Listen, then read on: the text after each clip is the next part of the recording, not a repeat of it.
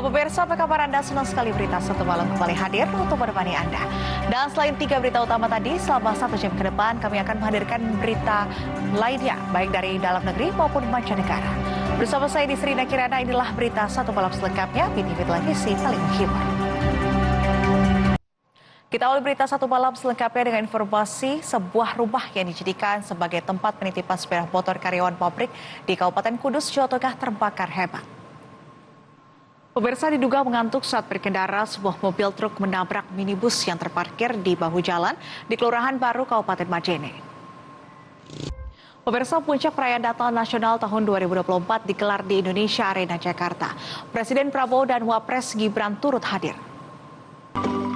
Pemirsa, dalam peringatan Natal Nasional 2024 di Indonesia Arena, kawasan GBK Jakarta, pada malam hari ini ada pesan Natal yang disampaikan oleh Presiden. Prabowo Subianto menyinggung bahwa pemerintah tak pernah memaafkan koruptor. Namun Prabowo menekankan dirinya ingin menyadarkan para koruptor untuk mengembalikan uang negara yang telah dicuri. Dan untuk memantau bagaimana kondisi dari lokasi perayaan Natal Nasional 2024, kita saparkan Agnes Valentina dan juru kamera Ade Suherman langsung dari kawasan GBK Jakarta. Selamat malam Agnes. Pemirsa, Kapolri bersama dengan Panglima TNI memantau jalur mudik untuk memastikan lalu lintas lancar. Pemantauan melalui udara dilakukan sepanjang jalur tol Cikopo dan tol Jakarta Cikampek. Berikutnya pemirsa, sejumlah moda transportasi dipadati oleh warga pada momen libur Nataru tahun ini. Salah satunya yaitu kereta cepat atau bus. Tercatat selama musim libur Nataru, tiket bus terjual sebanyak 255.000 tiket. Pemirsa, usai diberlakukan sistem satu arah oleh pihak kepolisian, kawasan Gadok yang semula terjadi kepadatan, malam ini terpantau ramai lancar. Memasuki masa libur Natal dan Tahun Baru 2025, wisata Kota Lama Surabaya dipadati oleh pengunjung dari berbagai daerah, baik luar kota Surabaya maupun luar provinsi. Dan pemirsa, kami ajak Anda untuk memantau bagaimana kondisi terkini dari sejumlah lokasi wisata pada momen libur Nataru. Ada di kawasan Gadok, Puncak Bogor, Jawa Barat, ada rekan Teguh dan juru kamera Indra Pramantio. Sementara di kawasan wisata Kota Lama Surabaya, pemirsa, tumpahan bahan bakar solar di jalan membuat puluhan pengendara motor tergelincir. Informasi selengkapnya usai jeda, tetaplah bersama. Ada masih bersama kami di Berita Satu Malam. Pemirsa, seorang kakek meninggal dunia lantaran terbakar di dalam rumahnya di Kampung Banjaran, Kabupaten Sukabumi. Sebuah bus pariwisata yang membawa rombongan pendaki gunung disesatkan rutenya saat melintasi kawasan Desa Kuadungan, Kabupaten Wonosobo. Bus tersesat ke pemakaman.